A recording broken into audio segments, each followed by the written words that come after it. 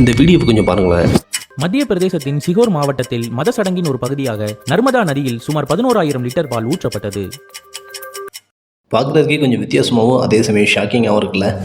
நீங்கள் நினைக்கிறது உண்மைதாங்க. நமக்கு வடக்கு பகுதியில் உள்ள மத்திய பிரதேசத்தில் சத்தேவ் அப்படின்ற ஒரு கிராமத்தில் நடந்த சம்பவம் தாங்க அது. அங்கே ஒன்றும் இல்லை, ஒரு கோயில் இருந்திருக்கு. அங்கே 21 நாள் மகாபிஷேகம் நடந்திருக்கு. அதோட நிறைவாக தான் இதை பண்ணியிருக்காங்க. இதில் வேடிக்கையான விஷயம் என்ன தெரியுமாங்க?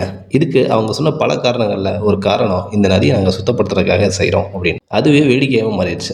ஏன் தெரியுமா? இந்த மாதிரி பாலை ஊற்றுற மூலியமா நீர்வாழ் உயிரினங்கள் பாதிக்கப்படும். அதே சமயம் இந்த தண்ணி குடிக்கிறதுக்கு உகந்த தண்ணீராக மாறாமல் போகும் அப்படின்ற மாதிரி ஒரு சிலர் சொல்கிறாங்க. ஆனால் நர்மதை ஆறு மிகப்பெரிய ஆறு. அது அந்த மாதிரி பாதிப்புகள் பெருசாக வர்றதுக்கெல்லாம் வாய்ப்பு இல்லை. அது 100% உண்மை தான். ஒரு பெரிய அண்டால ஒரு சொட்டு பால் ஊற்றுற மாதிரி தான் இந்த நர்மதை ரிவரில் இதோட தாக்கம். என்னதான் இருந்தாலும் 11,000 லிட்டர் பாலை இந்த மாதிரி ஊற்றிருக்க கூடாது தான். கொஞ்சோண்டு ஊற்றி அந்த சம்பளத்தை சின்னதாக முடிச்சிருந்துருக்கலாம் அப்படின்றது என்னோட தாழ்மையான வேண்டுகோள். ஏன் அப்படின்னா, இந்த 11,000 லிட்டரை சுரக்கிறதுக்கு நம்ம நாட்டு மாடு ஒரு நாளைக்கு 5 லிட்டர் சுரந்தது அப்படின்னா கிட்டத்தட்ட 2200 மாடு இதுக்கு தேவைப்பட்டிருக்கும். ஒரு உயிரினம் அதோட கன்றுக்குட்டிக்காக சேர்க்கிற பால் நம்மளோட ஊட்டச்சத்துக்காக எடுத்துக்கிறோம். அந்த பசுவையே நம்ம தேவமாக கொடுக்குற நம்ம நாட்டில் அதோட உன்னதமான பாலை இந்த மாதிரி பண்ணுது. எனக்கு கொஞ்சம் வருத்தம் தான். இதை பற்றி நீங்கள் என்ன நினைக்கிறீங்க? உங்கள் கருத்துக்களை சொல்லுங்கள் பார்ப்போம்.